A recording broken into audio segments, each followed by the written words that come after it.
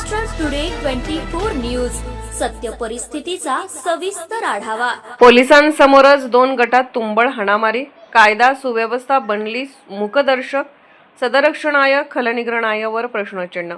12 February रोजी नरसी येथे दोन गटामध्ये झालेल्या हाणामारीच्या वेळेस शेकडो लोक उपस्थित होते, सोबतच काही पोलीस सुद्धा उपस्थित होते।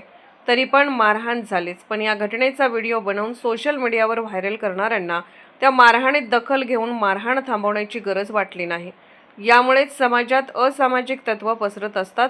वृत्तलिहीपर्यंत या संदर्भाचा काही गुन्हा नोंद झाल्याची माहिती प्राप्त झाली नाही। नरसी गावात गजानन शंकरराव भिलवंडे यांचे दुकान आहे। ते मागे 5 वर्षापूर्वी नरसीचे सरपंच होते। सध्या त्या सरपंच पदावर गजानन शिवाजी भिलवंडे विराजमान आहेत। या दोन भावकीच्या कुटुंबातील आपसातील वाद राजकारणाने प्रभुत्वासाठी आहे। दोन्ही कुटुंबियांना नरसीच नव्हे तर पंचक्रोशीतील नागरिक ओळखतात। काल सकाळी 10 वाजण्याच्या सुमारास गजानन शंकरराव भिलवंडे यांच्या दुकानाविरुद्ध गटातील भिलवंडे कुटुंबियातील काही लोक घुसले आणि त्यांनी लाठ्या काठ्या घेऊन मारहाण सुरू केली। दुकानात असलेले काही लोक आणि विरुद्ध बाजूचे लोक जास्त संख्येत त्या व्हिडिओत दिसतात। घटना घडताच बघ्यांची गर्दी जमली आणि पोलीस सुद्धा आले, पण मारहाण सुरूच राहिली। जनतेतील काही लोकांनी या घटनेचा व्हिडिओ बनवला आणि तो सोशल मीडियावर व्हायरल केला। सध्या दोन्ही गटाकडील भिलवंडे कुटुंबियांची मंडळी दवाखान्यात उपचार घेत आहेत।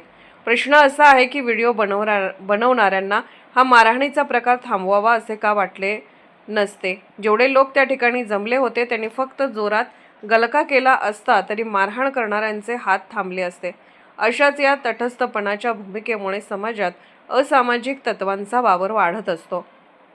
काही पोलीस होते। पोलिसांची संख्या आणि मारहाण करणाऱ्यांची संख्या पाहिल्यानंतर पोलिसांनी जोरदार हस्तक्षेप केला नाही, ते काही अंशी बरोबर वाटते।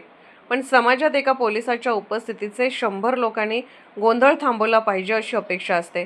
बातमी प्रसारित होईपर्यंत या संदर्भाचा कोणता गुन्हा दाखल झाला याबाबतची माहिती प्राप्त झाली नाही।